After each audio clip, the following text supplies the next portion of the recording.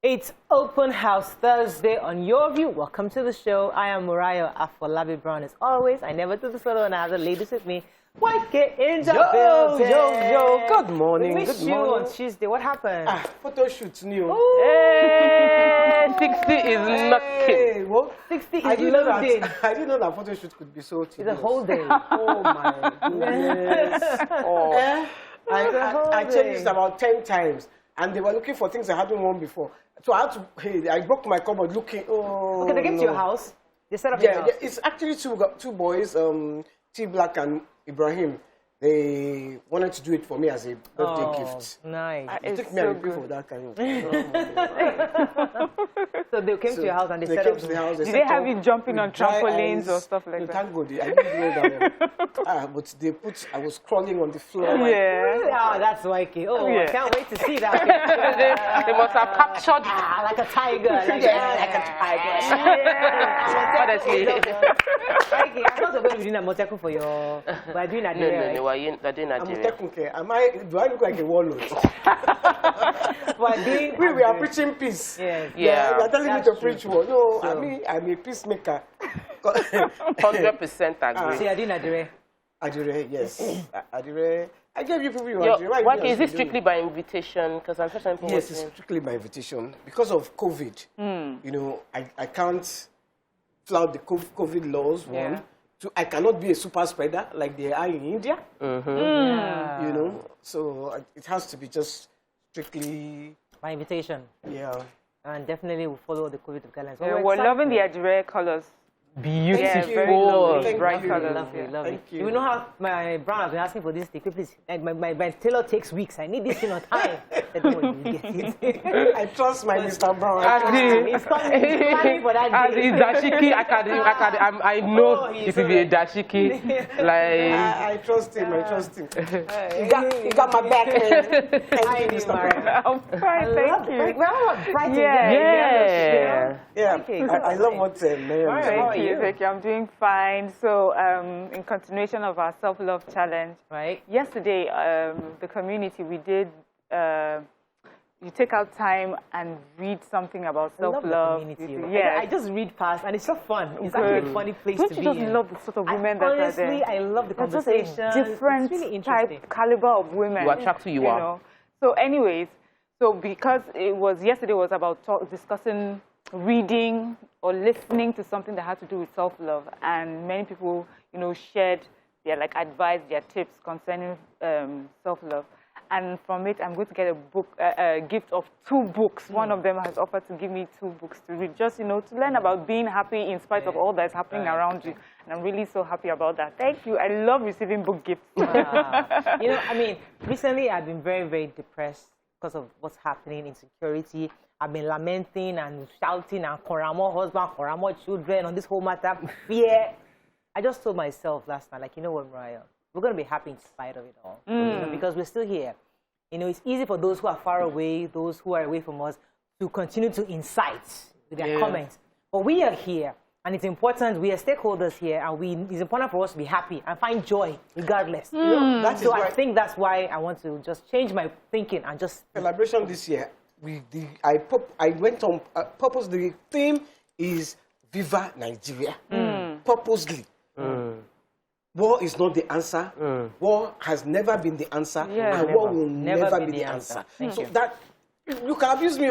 Those people inciting war, I don't care. Because me, I live here. I have nowhere else to go. Yes, that's what we've been saying, all of us. And my kids, the generation, everybody is here.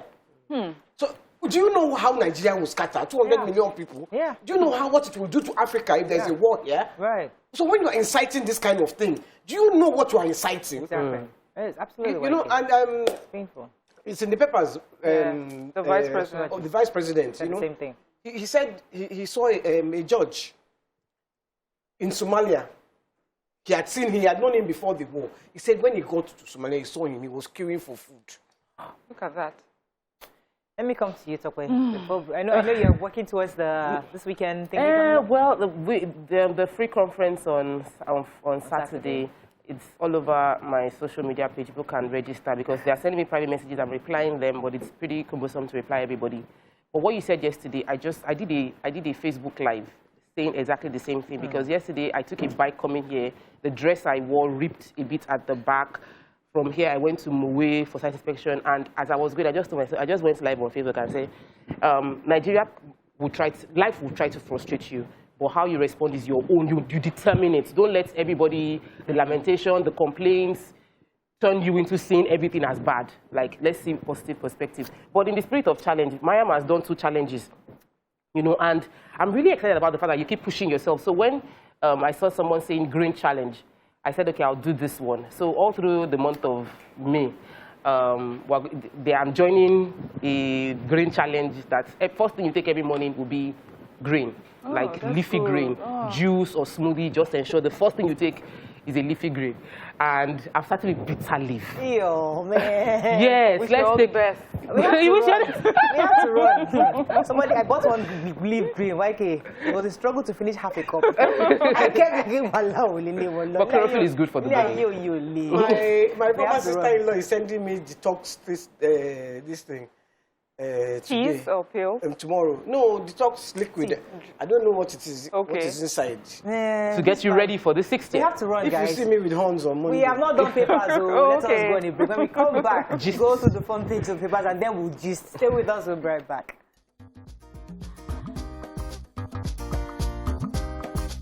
Stay tuned. Your View will be right back. All right, we're going to start with the nation. Nigeria can't afford another civil war, Osinbajo warns. Gunmen hit more police assets in attacks. Lagos withdraws 25 million naira donation to amputee trader over false claims. Lagos to rebuild 107-year-old children's hospital at the new site. Dangote Cement gets 22.3 billion naira tax credit for fixing roads. INEC delay of electoral bill passage threatens 2023 elections. Okay, which story are we taking here? The major headline. Yes, please. So our vice president was in Anambra State for a meeting with APC governorship aspirants. And in the meeting, he talked about how everybody needs to be careful that we do not end up having another civil war. And he's saying it will really not pay us. Some people he's saying that, and it will be the failure on the political elite if they do not speak up against messages and rhetoric that is pushing for disunity and secession, division amongst us and disintegration. And he's saying also that for some people, they think they've got so much money stored up somewhere and they can leave. But you just don't know. Your other family members may be involved, your parents, your children, and no matter how much money you have stored up, it will finish. So what we need to do is make sure that we do not get to that point where there's another war and we are divided. So that's basically the story. I agree with the vice president, but there's a part of the responsibility of the citizen and there's a responsibility of the government where their body language shows progress, shows that they are concerned. So when we see that also, people now begin to know, okay, this is the government that is actually working on this. Yeah, you see, that's why he says he's talking to the elites. Yes. Now, who is the elite? Isn't it them? Yeah. They are the ones now. They are the ones. It's their body language. When your things are happening every day, you are just keeping quiet. You just make a statement. Or it's defending very bad. the indefensible. We know it is bad. Don't tell us it's or bad. We condemn we condemn it. Those are like condemn it. Even you, I condemn it in a strong way. So what? What does that mean? You are not doing anything about it. You are just condemning it. Me too, I condemn it in the strongest terms. But I'm not in a position to do anything about it. You that you're in a position, do something and stop it. So the government, they have their own... Let's find another story. Delay in passage of the electoral bill. So this bill has been with the National Assembly even before the last elections. So now the chairman of INEC, Professor Mahmood Yakubu, is saying that we don't even, the commission doesn't even have a framework of how they would run 2023 elections, and that it's barely 2 years to the elections, and we don't have the electoral bill passed yet. He's saying that the bill was submitted by Senator Omoagege, and that till now they haven't deliberated on it. We don't have a framework. The bill is supposed to also include electronic voting, penalizing snatchers, people that disrupt the election, snatching of ballot boxes. increasing the numbers of polling units.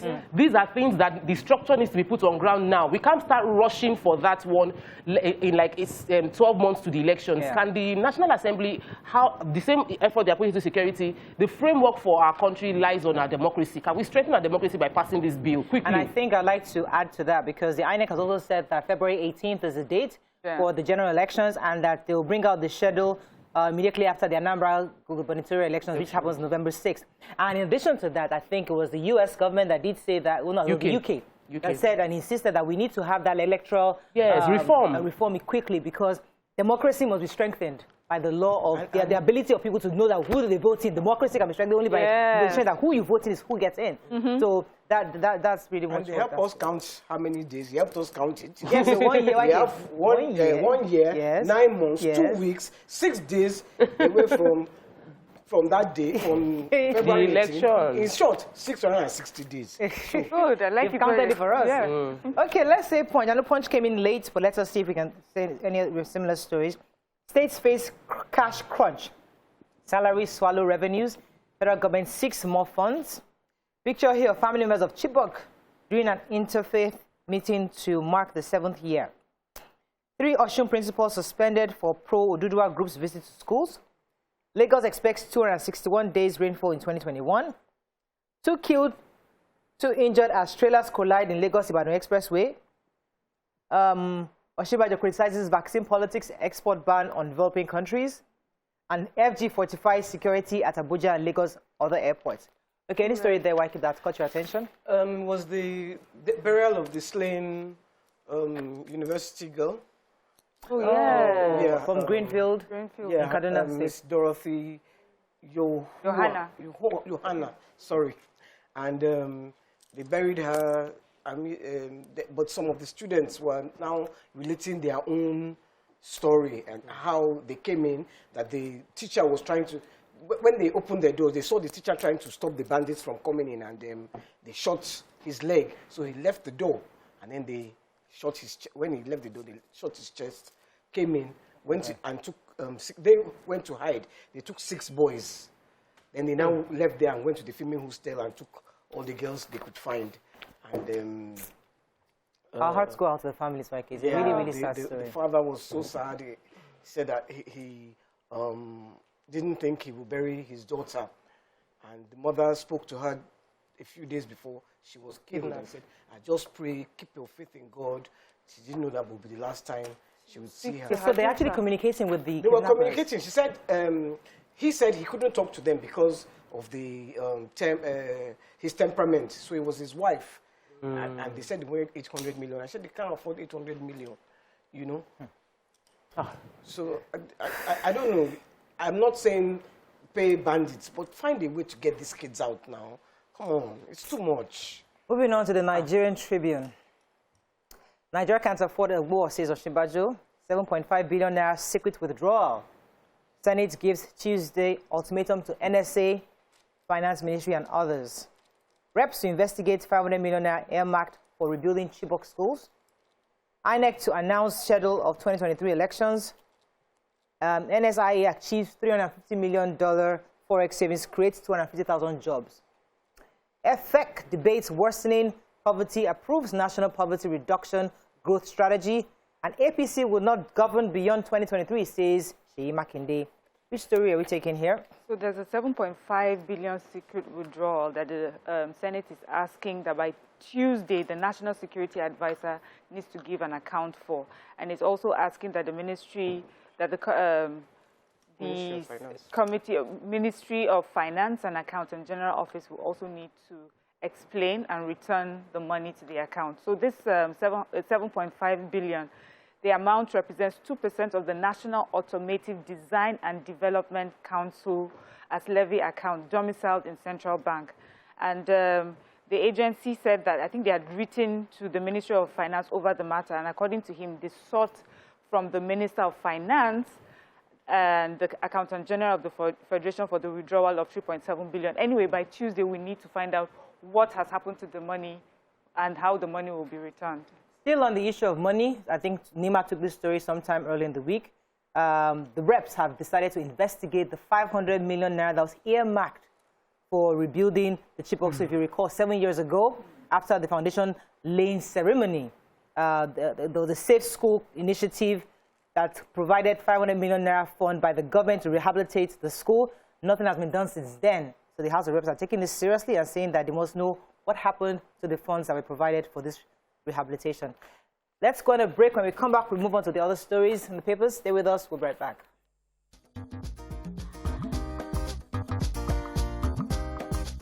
Stay tuned. Your View will be right back.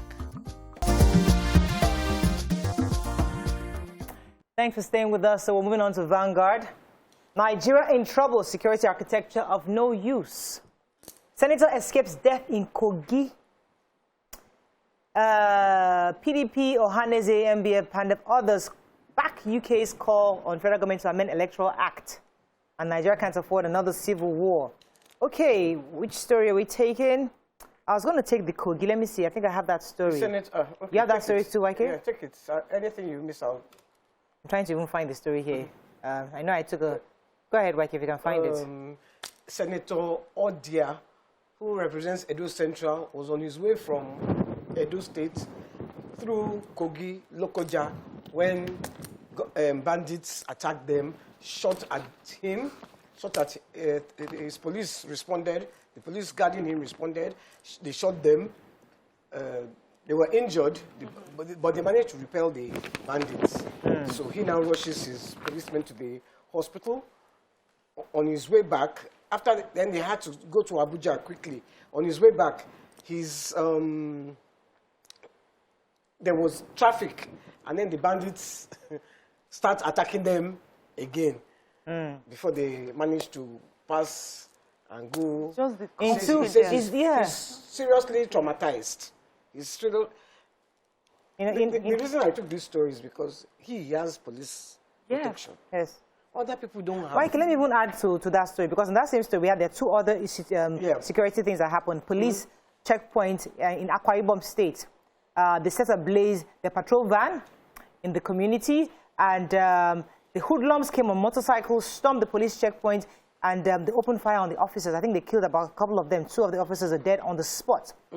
Also, in assassinations happening. So you wanted to go to Anambra again? Okay, there's one in Anambra as well. Okay, go ahead, please. So they attacked naval ratings as well in Anambra State, who had heard, they got a distress call on their way there because there was a shooting in this particular area on the Onisha-Owerri highway. That was yesterday. The team went there to repel the attack, but we don't, as of right now, they don't understand what happened. It's just that a car came to the checkpoint. It was tinted vehicle, and they got there and started shooting at these naval officers. Then we have in Ogun State this hotelier and his wife as well. They had a little girl who, Mr. Kennedy Ibidun and his wife Elizabeth Ibidun. Yes, go ahead. Very sad story. They said the little girl that lives with them called on them that some people were trying to gain entrance into their home. The man went out to check who it was, and he was shot in the chest. The hoodlums got into the house and beat up the wife and shot her as well. I think they said they stabbed her and then shot her. And they went away with some amount of money, but a small amount of money. The son said that it's reported as an assassination. I think it was made to look like it was a robbery, but it just looked like they were assassinated. Right. And this is just yesterday. This is a snapshot between 24 hours. Yes. You know, we were talking since over the weekend to Monday. Now, this just happened 24 hours. Presidential Fertilizer Initiative creates 250,000 jobs. Let's just share a bit of good news from what the... remember your policy.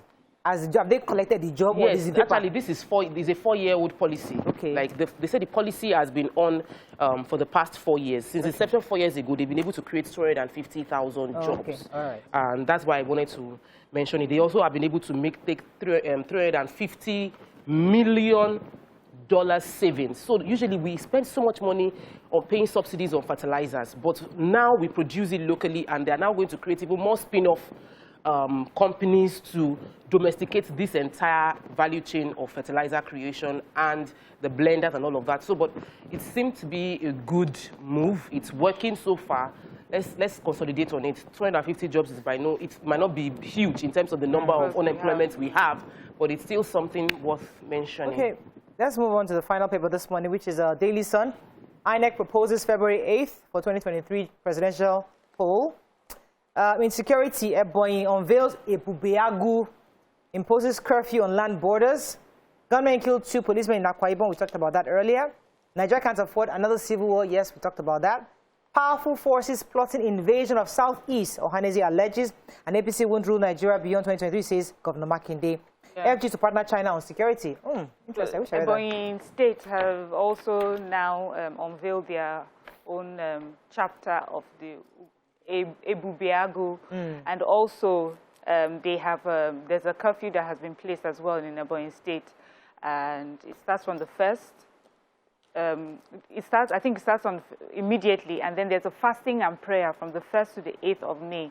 You know, against all this violence and all that's happening in the Southeast especially. So the curfew will start at 8 p.m. to 6 a.m. just like we discussed yesterday for Rivers State and Imo State. So Ebonyi is joining them, and it said that the killing that happened just recently, where 2 soldiers and a police officer were killed, was not done by the Eastern Security Network or IPOB, but it was done by bandits and criminals, and he's directed security operatives to fish these criminals out. So I want to take the story of China Yes. and Nigeria. So the Minister for Police Affairs, Alhaji Mohammed Dingyadi, said this while receiving the Chinese ambassador to Nigeria, Mr. Chu Jianchun. The conversation was concerning the fact that there's obvious insecurity challenges in Nigeria, listed the challenges to include banditry in the northeast and northwest and north central, terrorism in this region, mentioned kidnapping, a list of all the insecurity challenges that Nigeria is facing, and saying that they need help from the international community. I was reading through to see if there was any specifics agreed. We don't have any specifics agreed with the Chinese government. The Chinese, as of now, Chinese ambassador said that, oh, we've had a good 50-year relationship with Nigeria. We've had bilateral relations. So we're expecting that they'll be able to share knowledge in the technology area to help Nigeria, but we don't have specifics yet. We'd like us to have beginning of a conversation. Really. But we definitely do need China's technology, because it seems the American system might be slower to get So here. one second you talk to America. America says, oh, we'll help you. The next day you now talk to America's #1 opposition and China. So it's like, who exactly are we getting help with? So you just saying everybody just come. And it's as if we're not sensitive to the international dynamics, the dynamics. If you get help from China, America will not give you. If you get help from Russia, America will not help you. So we must understand, we must choose a side. And we must be willing to know who would be willing to help us most. I think we're one of those countries that don't have a side. There's a way they call those countries that have decided we're neutral countries, and I think Nigeria is one of those neutral countries. Yeah, Switzerland, yeah. But those are powerful countries. They can afford to be neutral. We're not. We can't afford to. Unfortunately, we have to run. That will not hook your neck. America will hook you like this. China will hook you like this. We are all Nigerians. We've seen this line of rhetoric for many years, where you say we are in talks with.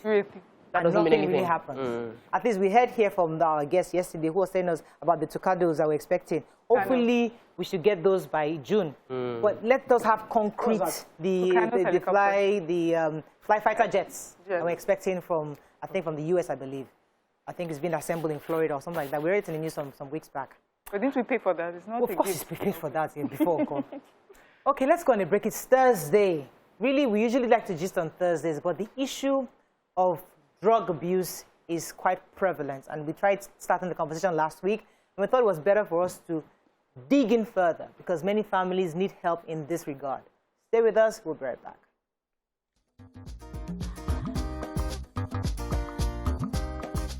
Stay tuned. Your View will be right back. Thanks for staying with us. So before we go into the issues of today, we have our friends from PZ Wilma. She is Ife Mogeko. She's from Ife's Kitchen, and she's the brand ambassador for PZ Wilma. Welcome to the show. Good to have you. Thank you. So I hear you have some great news for us today. So tell us about your product that you're talking about today. Okay, so today I'm going to be sharing with you the importance of breakfast. Yes. And why it is very important. Everybody should have breakfast. You know, in Lagos, in Nigeria, we're always in a rush, you know, to go out. We skip the most important meal of that day, which is breakfast. But you see, we fasted overnight. So it's very important to break that fast, re-energize yourself, and fill your body with good nutrients. So it's, I'd say we should stop skipping breakfast in order to derive the benefits of breakfast. So it's important to form a healthy breakfast routine. I think most of us actually skip breakfast, and it's understandably because we come to the show and we have to come really early and set up. But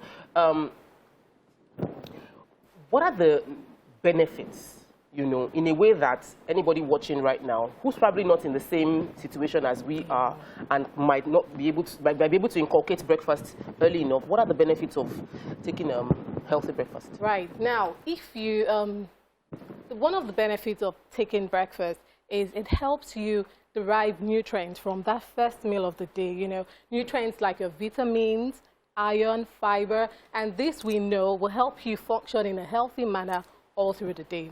Also, when you take breakfast, you're able to focus well. I, for example, I know that when I go to work without having breakfast, it's very difficult for me to focus. And I know a lot of people probably have that challenge too. So just having breakfast could, you know, solve this challenge. And, you know, when we've slept, you know, everybody has fasted overnight. Your brain needs to, you know, you need to fuel your brain.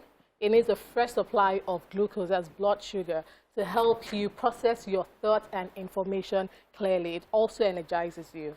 Is there anything in particular that you should eat for this breakfast? Because, like me, for instance, because I get up at 4, by that 7, 8 o'clock, I'm quite hungry, like 8:30. So I carry sausage rolls in my car. Like this one, I ate 2. I can't lie. Does that serve as breakfast? Well, it's important to eat the right breakfast.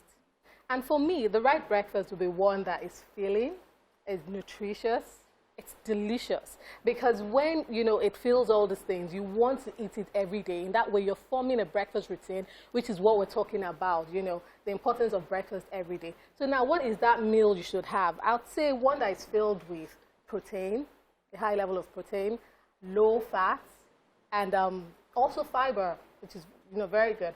So look at your cereal, your toast, your yogurt with a piece of fruits, very essential. Now imagine taking that toast, and then you take your Mamador low-fat spread, put it on it. It's creamy, it's trans-free, low cholesterol. That is delicious. It is nutrient-dense, and I mean, who won't want to have that every morning for breakfast? Would you say what you just described is your favorite breakfast, or what is it? Could you describe it for us? My favorite breakfast for me, really, is I can't do, you know, a crunchy piece of toast with that Mamador low-fat spread. It's easy to spread. It's delicious. Oh, Mamador has a low-fat spread now? Yes. I didn't even know that. I thought it was just oil. They do have a low-fat spread, which is very creamy. What is in it? Lots of vitamins. We have 7 essential vitamins and energy. It also contains vitamin B12 and B6, which we know helps the body, the nerves and your blood cells. You know, it helps you retain, have good memory, and it protects your heart from diseases. Yeah. I so need it that, seems like you know, at my Mamador. age. Something for my memory. We all do. Right. So it seems like Mamador is particularly healthy and health conscious in the products that they produce. Yes, Mamador has always focused on health conscious products, and this is to help everybody, you know, eat in a healthy way, and that's why they produce products that are that good. And then, for instance, the low-fat spread, like we all know, it's low in cholesterol, it's trans-fat free, and it contains all essential vitamins. Interestingly, I mean, the predominant spread brand that we have, people just buy them without even thinking of the health benefits. But it's now good to know that we have a company that has provided an option for a low-fat. This is a low-fat option, which I think many of us want to get a low-fat, but we just don't see. The options are not there. So it's good to know that Mamador has actually put this together. Yes, so go ahead. Okay, and not only because it's important, a lot of people feel that when something is low-fat, it's not delicious. That is not the case in this Mamador low-fat. Oh my God, and that's very important for me. For us to try now. Well, I use it to cook, but is so delicious. You know, we're always in a hurry for breakfast. Yeah. So just don't worry about cooking. Just grab spread something it. quick. Like, Your, say something. you know, nice You toast. should have brought some for us to taste it. Now. I'd like to taste it. So, tomorrow when I'm You coming came on to the women. show, Come on, we are women like this. just, We would You know, after this program, we'll talk about that. I'm really happy about the option of the low-fat spread, because for a long time I used to be like, I'm a crunchy toast person, like it has to be really, really crunchy. And I was doing it back to back, and I indeed added weight. So we started substituting the bread with wheat bread, but the butter was what made it perfect. So, and most of what we had wasn't just appropriate.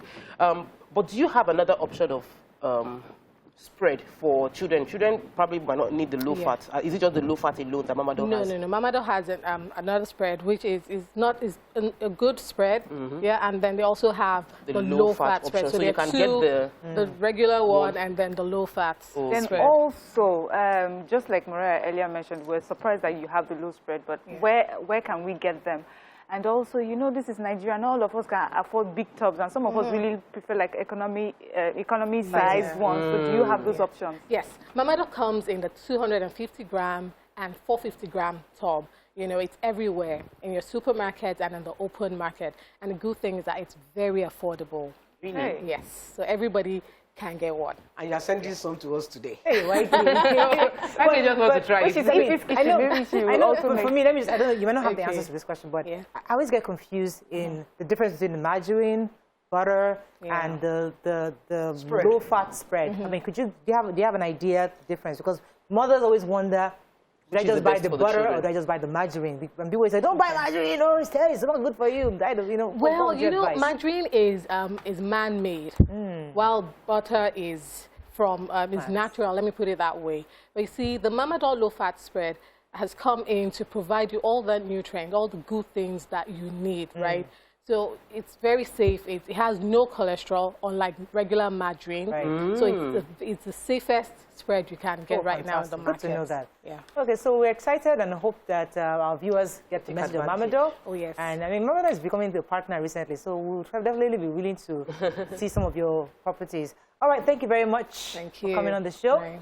That's all we can take on this. And we love Ife's Kitchen. Yes, thank you. It's going to break. When we come back, we move on to the topic for the day. Stay with us. We'll be right back.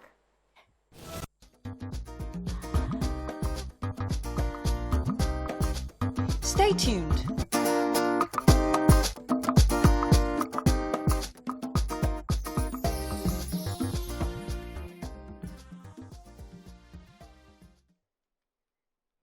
Thanks for staying with us. So the situation has become appalling, with drug-related cases becoming quite prominent. The most worrisome part is the situation among children, teenagers, irrespective of gender. So we'll be having later on the spokesman for the National Drug Law Enforcement Agency, Mr. BABAFEMI, Dr. Yewande Oshodi is also the consultant psychiatrist and senior lecturer in the Department of Psychiatry in the Lagos University Teaching Hospital. We should be having them shortly in a moment. But in the meantime, I'd like to come to the ladies on this issue of drug abuse. Recently, quite a bit of videos have surfaced online. I mean, I know our producer has a video for us to see, just to demonstrate the fact that the drug abuse has actually is penetrated our society. In fact, in the papers today, there was a story that about 80 billion naira worth of drug were intercepted in 3 months since January today. So, and that is a startling figure. So now those pictures you're seeing, those videos you're seeing are videos of people who have ingested substances and they can't even feel pain, they can't feel hurt, you know? So all sorts of substances are going out there, and young people are engaging in these. We'll be having our guests in a moment to share views on how we can solve it. But let me just hear your initial thoughts before we bring in our guests. YK. That's one they were beating. You're telling him to open his eyes. The one after him, that one opened his eyes and couldn't close them. You for real? It is pathetic. It is. I don't even understand what pleasure they get from being like that, you know. And you see, the thing is, the brain is a very delicate part of your body. And once you destroy it, it is difficult to... So what they're doing is long-term, is the danger that they're doing to themselves long-term. I wish there was a way we could engage the youth. It's not by fighting them or locking them up. It's not. It's communication. But somebody will say that drug abuse is a symptom of other bigger issues. So when a child begins to do that, is a result of other things, that there are bigger issues, the frustrations the child is going through, to signify to adults around that, listen, there is a problem. But many of us overlook it and begin to chastise and reprimand them for doing something where we know there's a bigger issue behind. That's what we need experts in this. In most cases with this, what is happening now is a result of peer pressure. The young people, it's peer pressure. It's just, I want to feel among. I want to be among the happening people. And media, music videos, celebrities have created a glam style around the use of drugs in such a way that you're portrayed as the happening person if you are high, or you seem to be an inspired version of yourself when you are high. And we have allowed this thing go on for so long, and that we're seeing the results now. Because at first it was people in their universities. Now secondary school children are becoming addicted. That's on one side. So let me pause you for a second, because we expressed our views earlier, but now we have the spokesperson for the National Drug Law Enforcement Agency join us, Mr. Femi Babafemi. Let us hear the exact data on what we're dealing with. Mr. Babafemi, are you there? Hello, Mr. Babafemi. Good morning, sir. Thanks for joining us. Yes, I'm with you. Good morning. Thanks for joining us. All right, so I was saying earlier that your agency have actually intercepted 80 billion naira worth of drugs since January. Could you give us more data on the prevalence of drug abuse amongst young people in Nigeria? Yeah, the data we have at the moment, I'll rely on that of the survey conducted by the National Bureau of Statistics in conjunction with UNODC, which was actually carried out in 2017 and released in 2018. Going by that data, we discovered that 14.3 million Nigerians are actually on drugs, and these are people between the ages of 15 and 64. And at the moment, we believe we cannot have less than 15 million Nigerians on drugs. And this is 3 times the global prevalence average, which is not acceptable.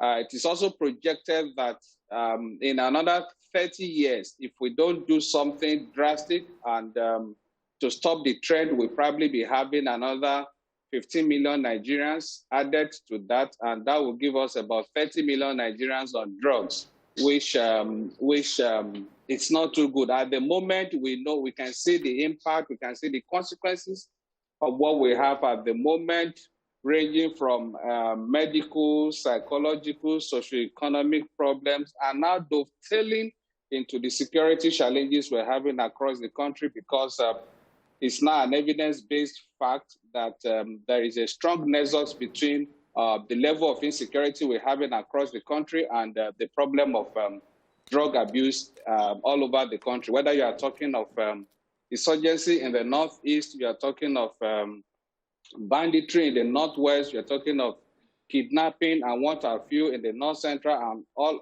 other parts of the country.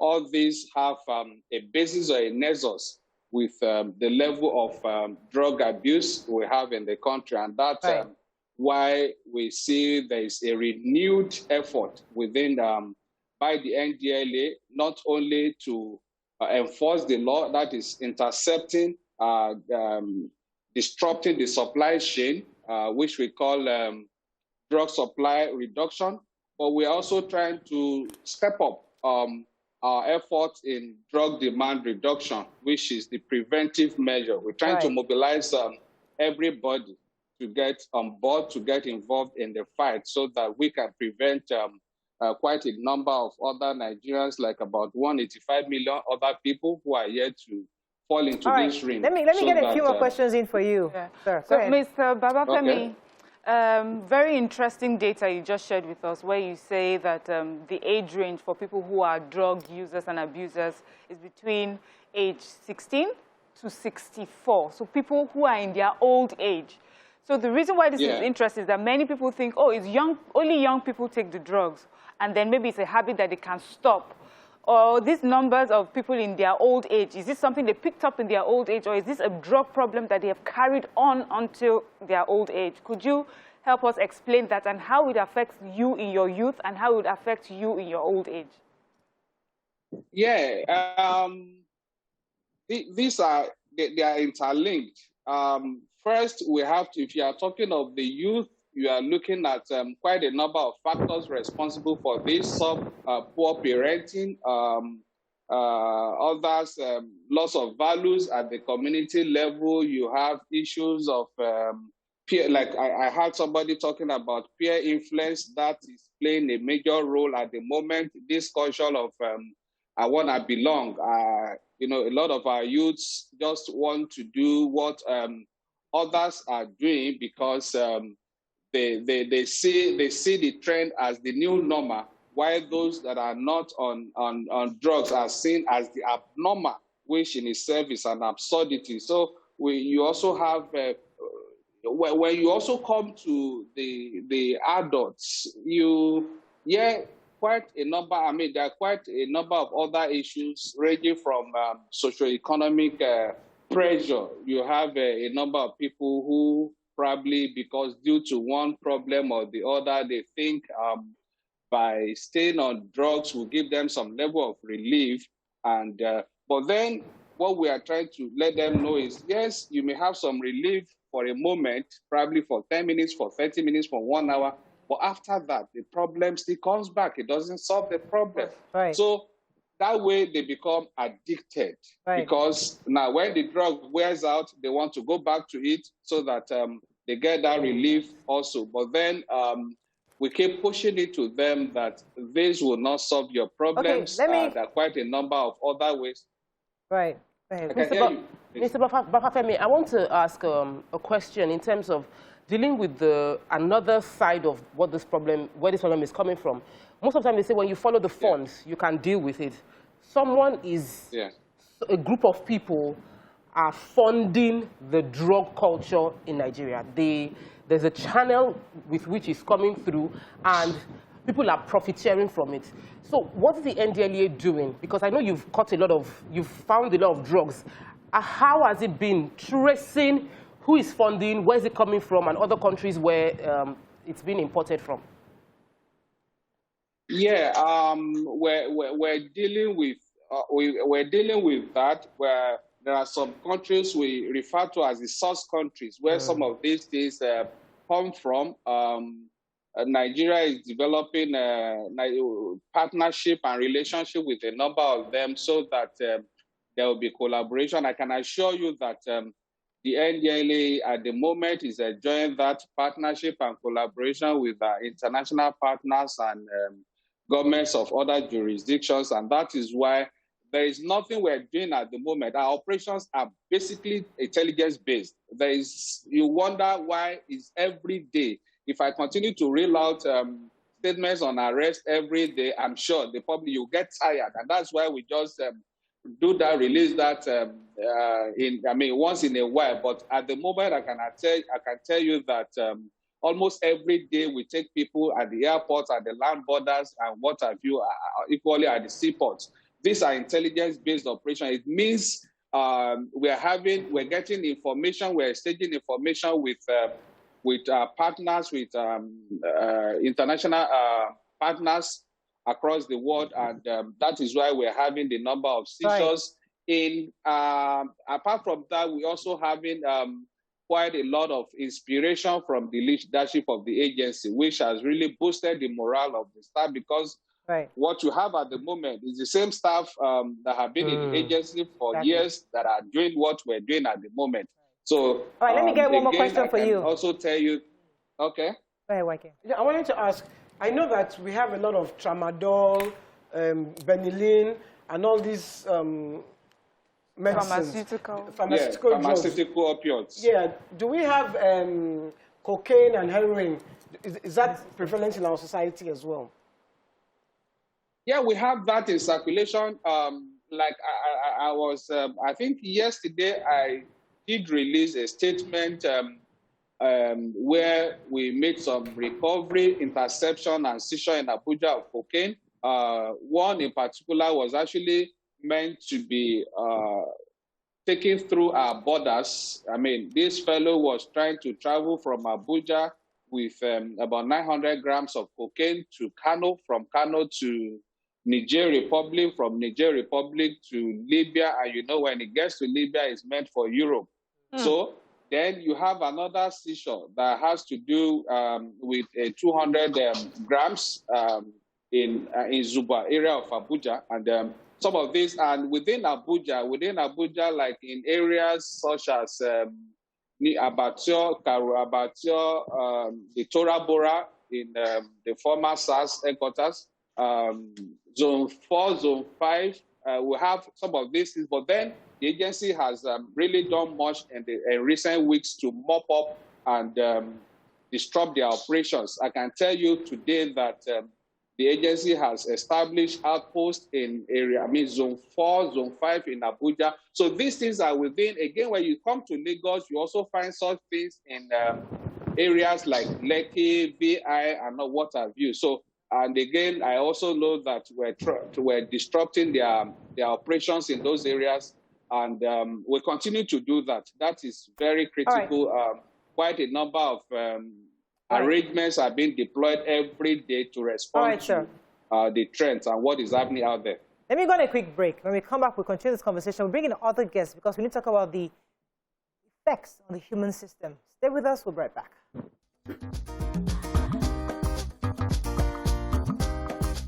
Stay tuned. Your View will be right back.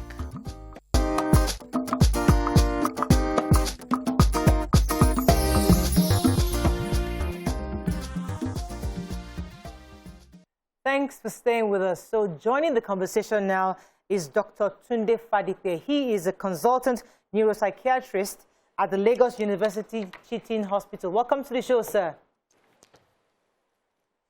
Good morning. Good morning. Good to have you. Thank you for having me.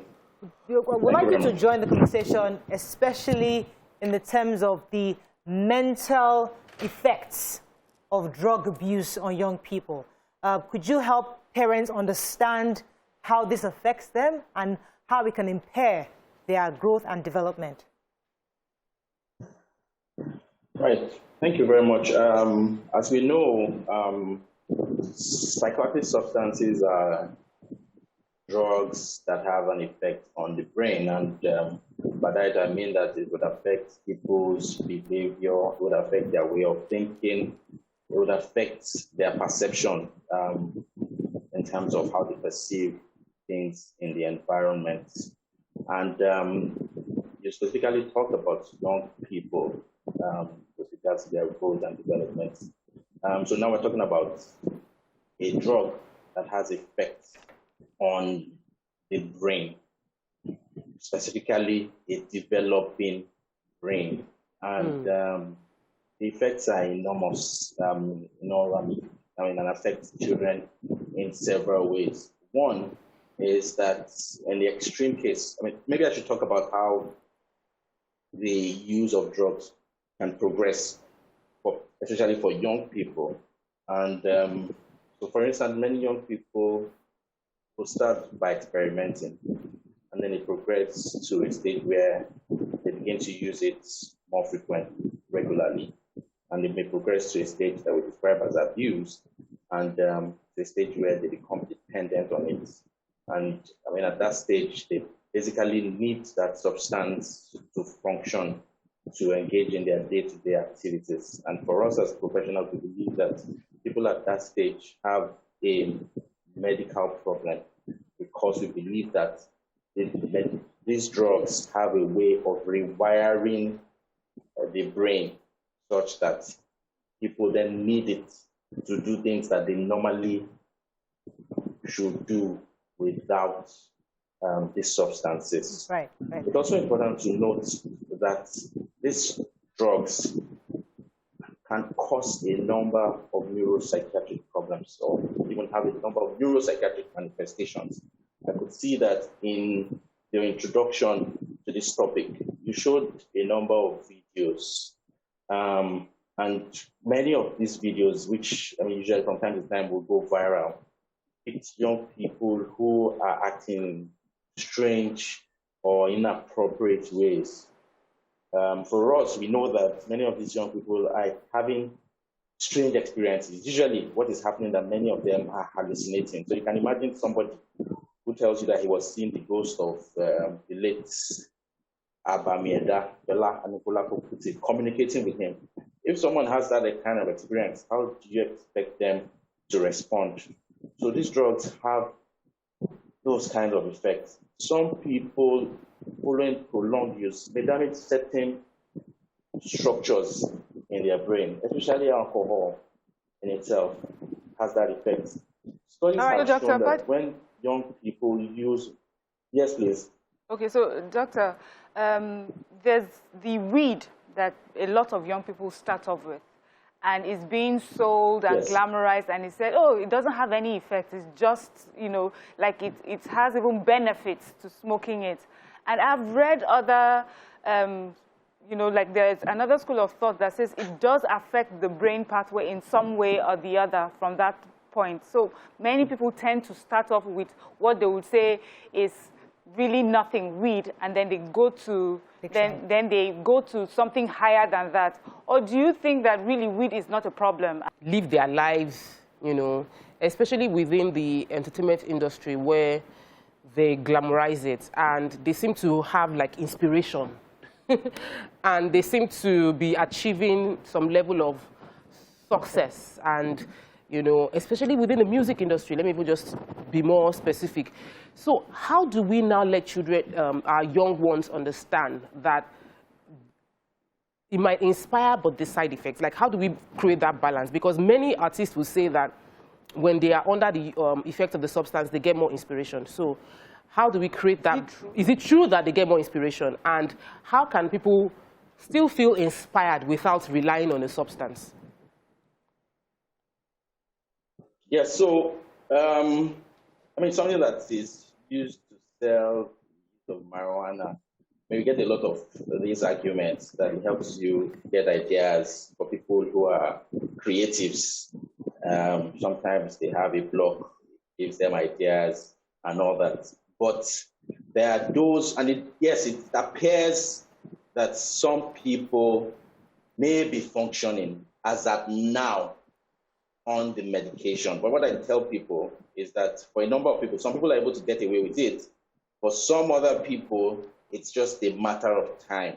And if you speak with some of these people who are in the entertainment industry and they choose to be honest, they will tell you that they have peers, they have colleagues that have suffered from some of these implications.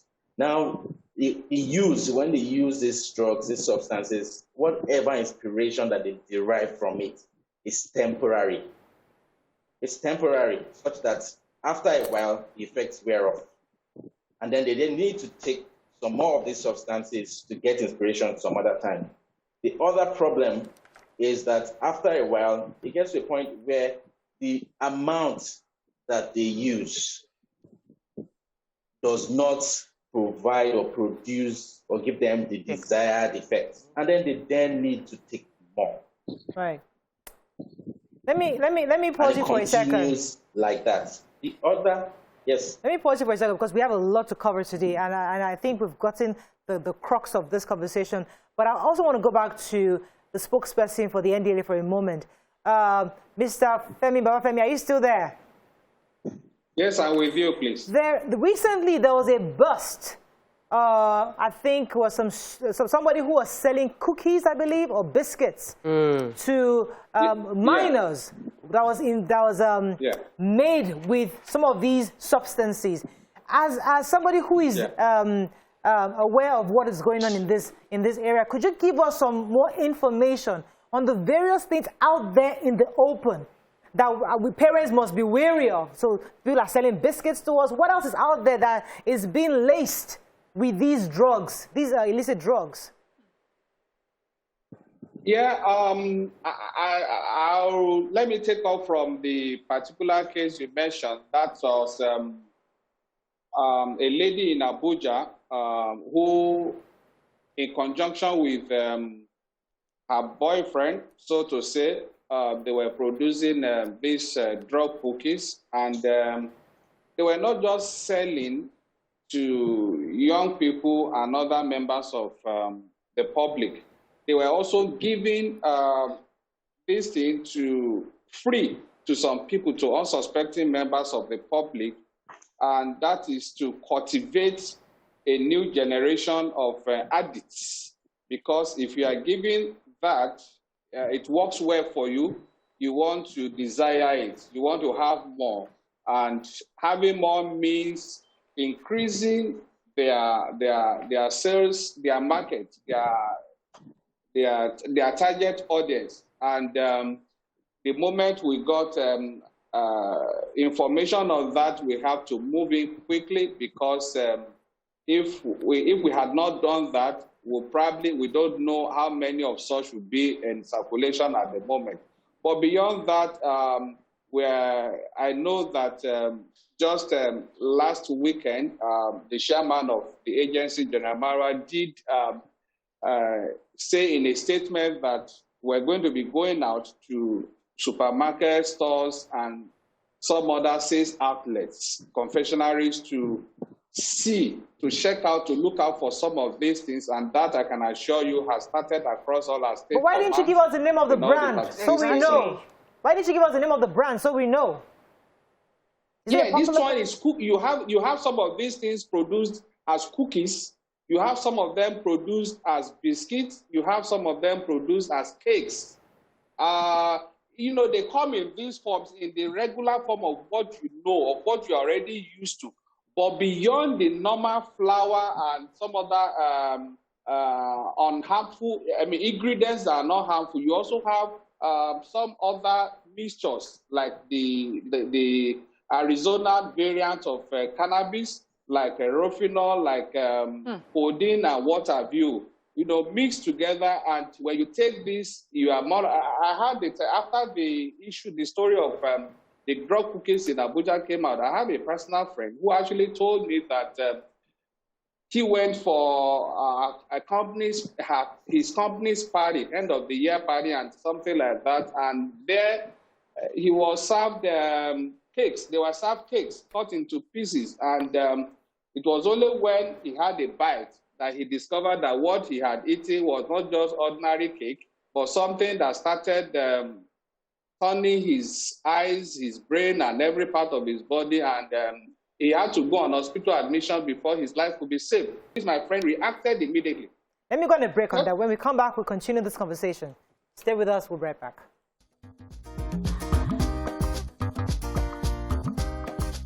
Stay tuned. Your View will be right back.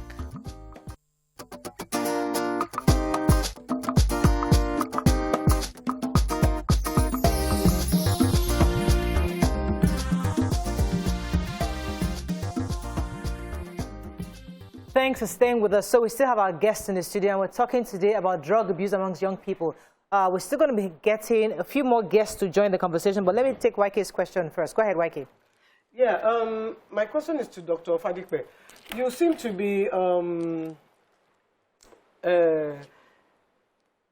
talking more about marijuana, when I know that there are much harder drugs out there that are really killing youth, like the tramadol, the refinol, heroin, the benylin, and even has a worse after effect or side effect. Long-term effect. Sorry, that's the word I was looking for.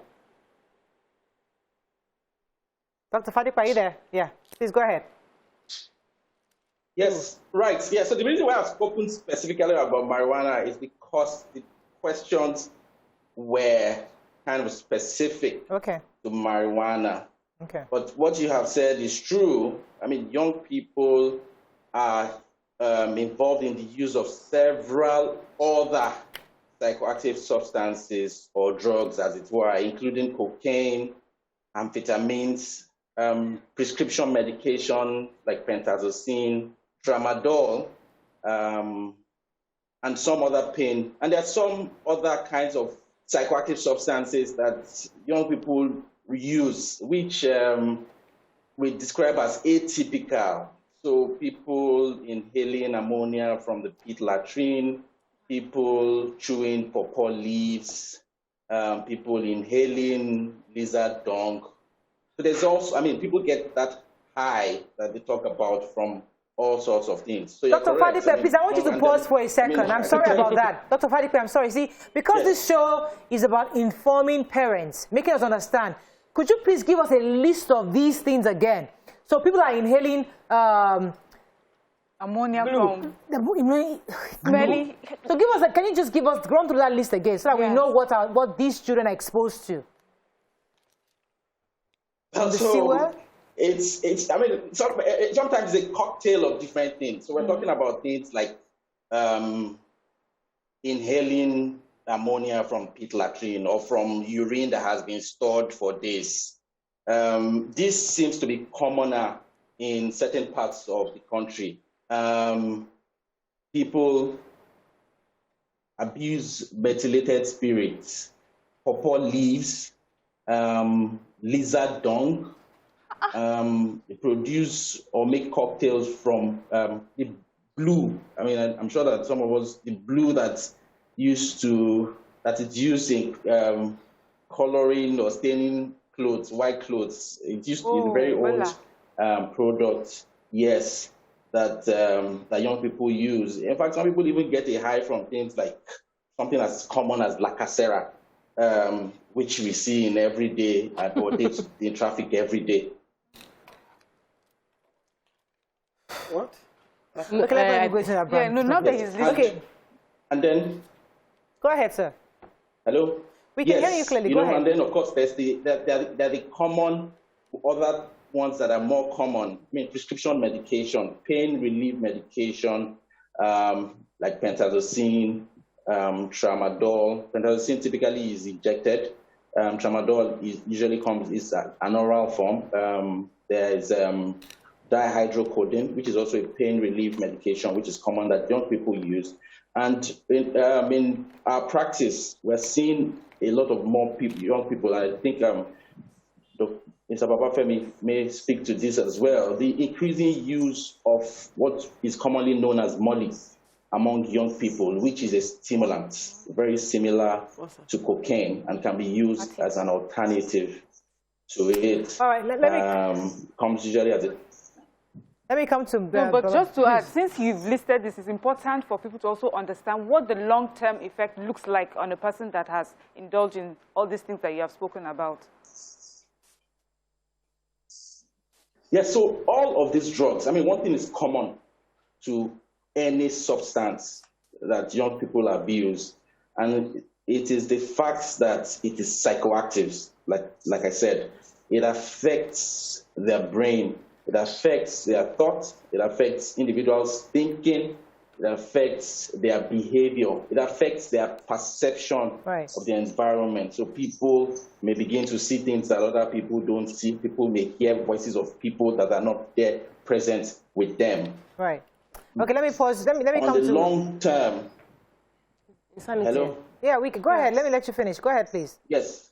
On the long term, these drugs have effects in other areas, causing amnesia. That's people beginning to forget. Each of these drugs may have specific mental health side effects. So marijuana, for instance, on the long run with heavy use causes what we call a motivational syndrome, because such that the individual does not really see the need to want to do anything, because time for them will pass slowly. It has physical effects, can affect the cardiovascular system, that's the heart. So after continued use of some of these substances, people may begin to have cardiac problems, they develop a stroke. It's association between certain substances, especially drugs that people inject, and diseases like HIV, like hepatitis. Because sometimes people have to share needles. So you share a needle with somebody who is infected, you become infected with whatever virus it is that they're carrying. Let me pause you for a second. Let me take Yewande's call. Good morning, Yewande from Mafoluku. Are you there? Hello, Yewande, are you there? Okay, I think we lost that call. Go ahead, please. So, I need to... yes, it's for Mr. Femi Babafemi. And specifically, we need to address this question because there are cases of complicit law enforcement agencies, that police officers, even NDLE officers, are complicit in the drug industry, in this drug abuse, that the use and the distribution of drugs, that law enforcement agents are also involved in the use and distribution. How well has the NDLEA checked itself, its organization, and its members, its staff, as well as how well is the NDLEA checking the activities of the police and other military use of drugs? Have you had any reports? Have you found anyone? Have you prosecuted anybody? Right.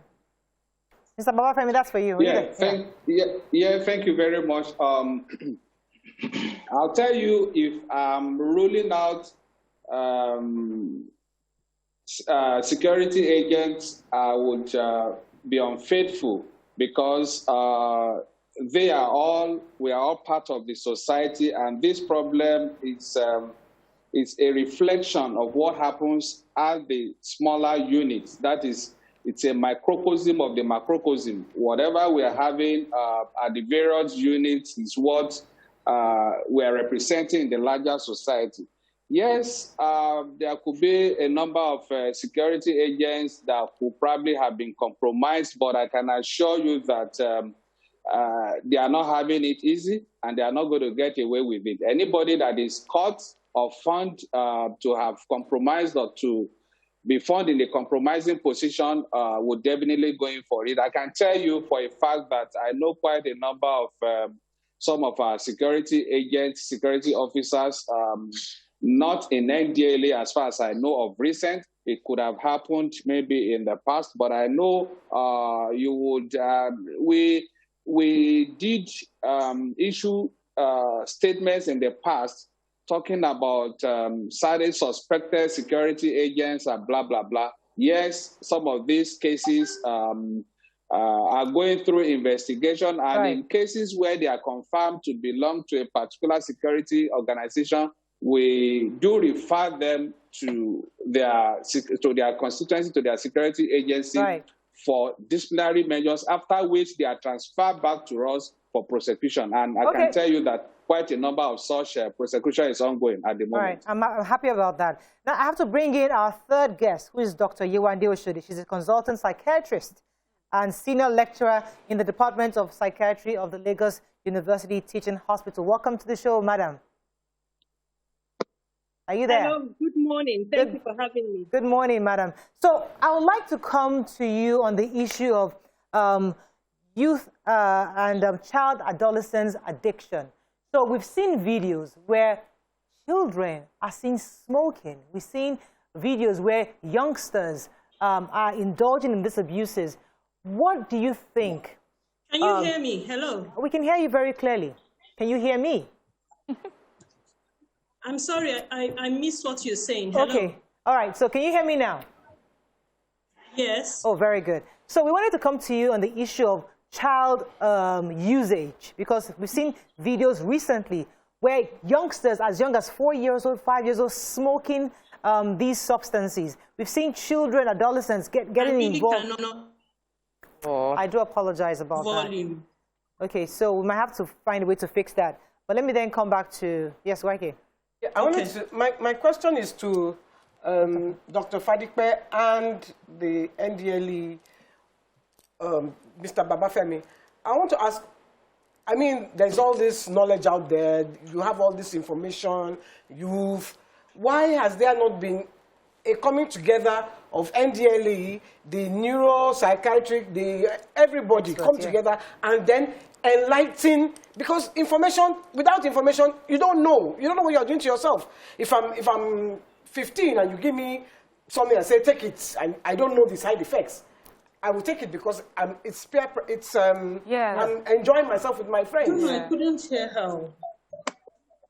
All right, so while we're trying to fix Dr. Yewande's... All right, I'm going to try and use my hands-free. Maybe that will help, okay? Can someone please mute Dr. Yewande so that we can focus on the other guests whilst that is done? All right, Dr. Fadipe, did you get YK's question? Yes, I did. Please go ahead. Right, okay. Yeah, so I would say that when as to why I'm not aware of any direct collaborations with the NDLEA about educating the public. I'm not. But I'm aware that working with a few other non-governmental organizations and the Association of Psychiatrists as a body, there have been efforts to educate the populace. There have been efforts to educate young people by visiting schools. There are times when schools even make requests. As I speak to you, I have a request to visit one of the schools to talk to young people about the hazards of psychoactive substances. So there are efforts that are ongoing. But when you speak about collaborations between psychiatrists or mental health professionals and the NDLEA, I'm not aware. But I mean, it's something that we're open to. Right. It's yes. Mr. BABAFEMI, you want to answer that YK's question? Yeah. I can tell you that this is not work for the NDLA alone. It's not even the work for government alone. Our collaboration does not even is not limited to any particular association or groups. We are open to work with as many individuals, as many organizations, genuine ones that would help in the campaign against drug abuse and trafficking in the country. I can tell you that I think it was in some 2 months ago, the agency set up a special purpose committee made up of quite a number of professionals across the country, across all fields, medical, non-governmental organizations, civil society groups, to come together and see how we can develop a platform to engage quite a number of groups and organizations in the society. That committee had submitted its report and is being worked on at the moment. But beyond that, I am also aware that quite a number of associations and agencies are coming on board to partner with us. And beyond that, there are also efforts to take this campaign to campuses across the geopolitical zones so that we can educate our young ones. All right, that's great. That's good to know. All right, I'm told that Dr. Yewande Oshodi is back with us. Dr. Yewande, can you hear me properly now? I can hear you better. Oh, fantastic. Yes, we're glad to have you. All right, so we want you to join the conversation from the angle of the effects on children, especially because lots of videos have surfaced recently where we saw children as young as 5-year-old, 4-year-old smoking, teenagers also indulging in these substances. First of all, how can parents help young people? And what are the effects of these drugs on young children especially? Okay. All right. Thank you very much. And thank you, TVC, for organizing this, because I think it's really a timely conversation that we should be having. Now, the role of parents cannot be overemphasized in protecting and preventing the onset of substance abuse amongst children and adolescents. So when we say children, we're not just talking about individuals that are below 13 years of age, but also between the ages of 13 up to 18-year-olds, because children are individuals that are below 18 years of age generally. Now, the role of parents, like we know in the development of any child, is significant from infancy to all the stages of development. Something as simple as modeling, what are we doing? How are we exposing these children? Are we using substances in their presence? Are we asking them to buy us substances? We've seen situations where parents send their young 5-year-old, 6-year-old to go to the bar next door and get them a bottle of alcohol. Or even if you're not sending that child out, you're asking the child to clear up, where you have taken these substances. And of course, that is when the child tries it out for the first time. Some of these videos that we've seen going viral, I think it's more of the exception than the rule that anyone will blatantly induce a child to using substances. But having said that, many parents are unconsciously and unknowingly exposing their children to substance abuse by the way they are conducting themselves around these issues. If in your home you don't use substances and very early on you're letting the children know that this is not something that we do, it's not our culture, it's not a value that this family has, we could be laying the very important foundation blocks to reduce the debut of substances. I must say something, I don't know if your question is ever going to get there, but let me just point out that when children are growing, their brains are rapidly developing. And an adolescent brain is almost structured in a way for addiction. That means that brain is not fully formed yet, but because the executive functions, the part of the brain that helps is not as fully formed as the part, that part of the brain is not as fully formed as the part that has to do with rewards and pleasure. And that's why once they begin to debut too early, they get addicted extremely easily. By the time they get into their, early adulthood, like their 24-year-olds or something like that, that executive function is a bit better formed and they can then make better choices. So I think our role as parents and caregivers is to reduce the risk of debut, the earlier debut of when I say debut, that's the first time exposure to these drugs, because the brain of the child is begging for addiction. We see it even with the phones we have. We see it with the TV, the games. When they enjoy something, they want to do more of it. Yes. And unfortunately, addiction with substances is also damaging to this brain. Right. So parents have a lot of role to play. I forgot also to mention about supervision. Many times we have our kids, they're sent on errands, no one knows who's there with them, they're doing sleepovers, we don't know what's going on there. That may be where they're being exposed for the first time. And I know this time is not enough to emphasize it as much as we should, but we need more and more conversation around it. Oh, you've done a great job so far. Dr. Shani, let me pause you for a second. I have a few questions. Yeah, thank you so much, Dr. Sorry. Yeah, thank you so much for enlightening us on how the teenage brain works, because a lot of people try to argue the part of some effects on their brain. The part now I want to talk about is when they leave home, because we have a lot of them who are users who come from homes where the parents have done their job, but then they go to school. And the first time they hear about drugs or see it is when they watch it on TV and, in the glamorous way that is being portrayed, and the messaging is that it's cool to do it. So the thing now is, it's more about where they are now, the peer pressure. School now is that's the authority that they are under now when they're in their teenage years. So what sort of messaging and what sort of activities does the school need to enforce and push so that children are further reminded about the dangers of drugs? Because the only other time the only other time that they will hear about drugs is when the NDLA comes in and it's arresting people. So it's either it's all pleasure with celebrities or musicians, and then it is war with NDLEA. Yeah. All right. It is a big issue, and I know that there are parents out there that may feel that they have missed the boat with preventing or doing as much as they could earlier on, but there are still some coming behind. That conversation needs to be an open conversation in the home before they do leave home. So you've done your best, you've exposed them aright, you've taught them, and then they get to school. What kind of supervision is going on there? Parents need to check in with their children. Parents need to, they're adolescents, they're older adults, they're in university, have to literally be, for emphasis of for lack of a better word, in their business. What's your child doing? Where are they? Just check in with them, provide that space where you know they can come back to you. Now, having done that, some kids are still experimenting. They will still try things out because that's what you expect at that age. Peer pressure, they're trying to separate and individuate, become their own person.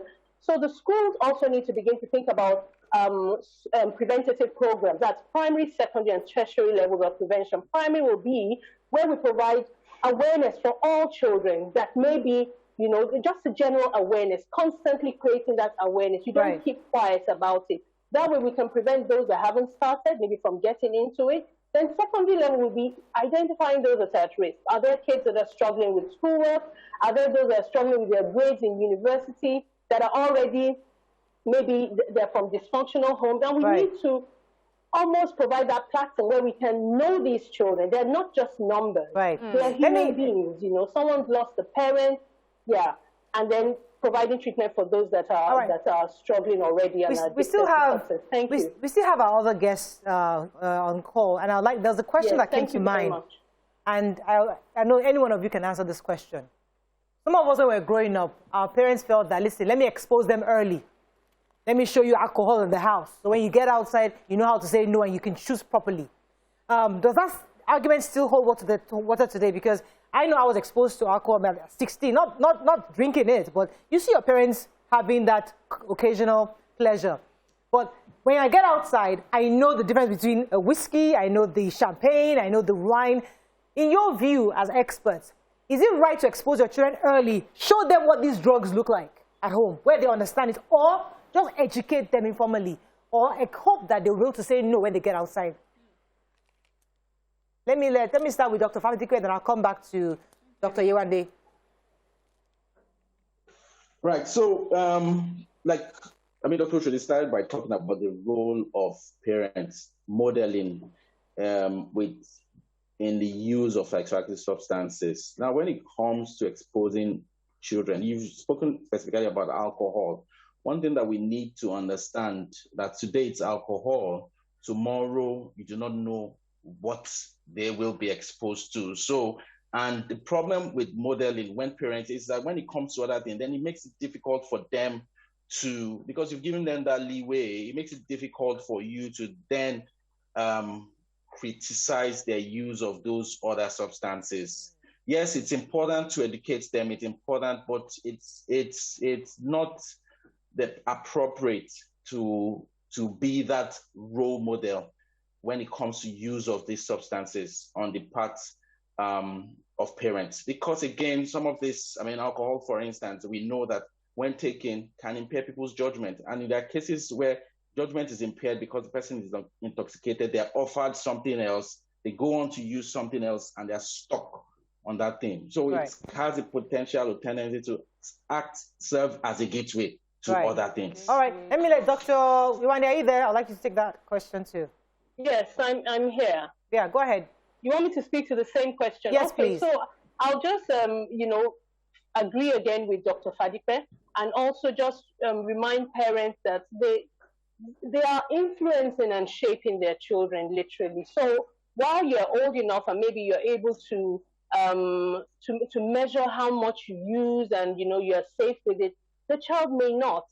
And we talk about gateway drugs, alcohol is a gateway. What it does is it almost normalizes the use of some of these things. It becomes social, and then they can easily become available to try out other things. And don't forget also that the same way we should keep our children from certain content on TV, sexually explicit things. Then there may be even concern the use of alcohol, which could be the first thing that they begin to use. We should let them know that this is not something for them. And it seems like almost like you're talking to two sides of your mouth when you then tell them if they shouldn't use it and then you're using it. So I think parents should really think about what they do in the presence of their children and realizing that it may impact on their children. So like a glass of wine at home is I know I have to let you go because you have to be somewhere else. Thank you very much, Dr. Oshodi, for joining us. Really appreciate your contribution. Go ahead, please. Yes, so in the course of this program, we've heard so much concerning effects of drug abuse, one of which was insanity, like people can lose their minds. And we see that. And also, I know you mentioned the fact that people might have health complications, physical effects of it. But young people tend to have these things, as in they use it, but they don't see the immediate, like they see only the highness.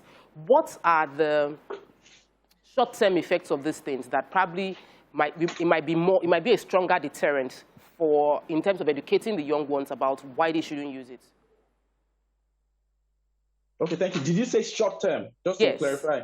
Okay, yes. So, I mean, some of the short-term effects are some of the things that we see when these videos go viral. The fact that people are hallucinating, the fact that there's been a link between the use of certain psychoactive substances and crime. So when you take these substances, your judgment is impaired. We see these things, we read them in the news. People talk about what they were doing. Children going to parties or people going to parties. I mean, the fight breaks up, somebody dies. People die from overdose of these substances. So because you take a substance, it impairs your judgment, and then somebody dares you to do something that you typically would not do.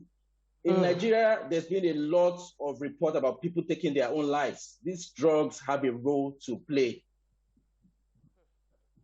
In the short, long term, it affects, and that's one of the early signs that parents need to look out for. Right. There's a sharp decline in a child's academic performance, for instance. Right. Okay, let me come to Mr. Babafemi, because I know that with your exposure in busting these various groups and drug cartels, could you give parents some kind of insight into where to look out for? So there are little spots here and there where these things are happening. Or is there a number? Is there somewhere we can call? Is there a website parents can go to report places we suspect might be small groups where they're actually smoking or taking these drugs? Because many people are worried in the communities. They don't want drug and infested communities. So as an NDLEA spokesperson, I want you to give us information. What should we look out for in our communities to suggest that certain areas are porous for drug abuse and usage? Yeah, basically, we've over time, we tried as much as possible to give out information as to some of what we call drug joints. But then this thing, as we go to disrupt these joints, they also develop new ones. So basically, that's why we do encourage these drug control committees, not only at the government level, but at the community level. When you have these committees at the community level, it allows for proper monitoring of what is happening within your neighborhood. I can tell you that we've been having such good relationship with a number of estate associations, community associations, where when they see things, they have a way of sending the information to us. And I can assure you that we are on social media, talk of Facebook, NDLA 01, talk of YouTube, talk of Instagram, Twitter, which is the most common, the NDLA_Nigeria. Information, information keeps coming into our direct, DM inbox, where we take some of these things and direct them to the appropriate state commands to act on. Now, quite a number. That's why I said our operations are basically intelligence-based. We don't just go out. We are not ghosts. We are not spirits that will be everywhere. But we work with the cooperation of the people, the partnership with the people, and that's why we believe that the people need to take ownership of this fight. They need to buy into it and take ownership. Let me just bring one final question. Way we can. Yeah, go ahead, Waike. Yeah, I remember a few years ago, I used to work with Okay, somebody needs to mute their... Yeah, thank you. Go ahead, Waike. I used to work with the NDLE commander. He's late now. Both of them are late now. They used to, come to the shrine, educate the youth, because everything is not about force. Everything is not about arresting. Sometimes it's about education. They used to come to shrine, talk to the youth there, show them the effects of these drugs. Are you planning anything like that? Because everything is not about force. Why not try educating Right. the youth. Are you still At there, the Mr. cluster Babafemi? places. Where they gather. Are you still there, Mr. Babafemi? Yes, I'm here. Did you get YK's question? Can you hear me? Very clearly. I think you need to reduce the TV volume. We can't. All right. So, did you hear YK's question? Hello? Hello, can you hear me? I would have liked to speak with the editor concerning this. Okay, I'm not sure what's going on. All right. Let's take a few tweets, please. Okay, tweets. Let's take a few tweets. Olaya Tunde says, surprised to see a police officer at Ladipo Market early this morning smoking Indian hemp while in uniform. What is the agency doing about public drug abuse? Take a picture. Public officers. Take a picture, tweet it.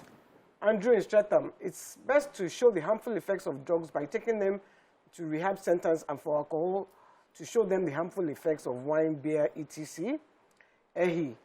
Alcohol, I disagree with the doctors. At Mwakabash model will work as long as it's done with vigilance. The kids will be exposed to alcohol anyway. It's not even a banned substance. Let me address that, because what they told us, if you learned what the doctor said, is Yes. that even though, yes, you might achieve that with alcohol, that now opens a gateway Try. for try other things. So don't even start And it you at can't all. control. So let's get the knowledge. Yeah, go ahead. Josiah says, I want to add that some of today's music contributes significantly A to lot. this. Some musicians with large, almost exclusively youth followings directly encourage their followers to abuse drugs, to catch crews and be free. And that's exactly what happens. The issue of complicit agents is the cocoa, and that's EHI, and nothing can stop it because of the millions and billions of money involved. Most seized drugs end up back on the streets. That's why we advocate decriminalization of drugs, use of the funds to educate kids on the dangers of drugs. All right, we have to wrap up. Unfortunately, we've run out of time, but I'd like to thank Dr. Tunde Fadipe for joining us this morning. It was a pleasure hearing from you. And also Mr. Femi Babafemi from NDLEA. Thank you both for your contributions this morning. It's a loaded session. All right. So, ladies, we have to wrap up. Any final words on this topic? Honestly, we've learned a lot. Parents should watch and listen. And if you are abusing drugs right now, get professional help to help you get out of it, because there are lifelong side effects to this. All right, that's all we can take on the show. See you tomorrow. Bye for now.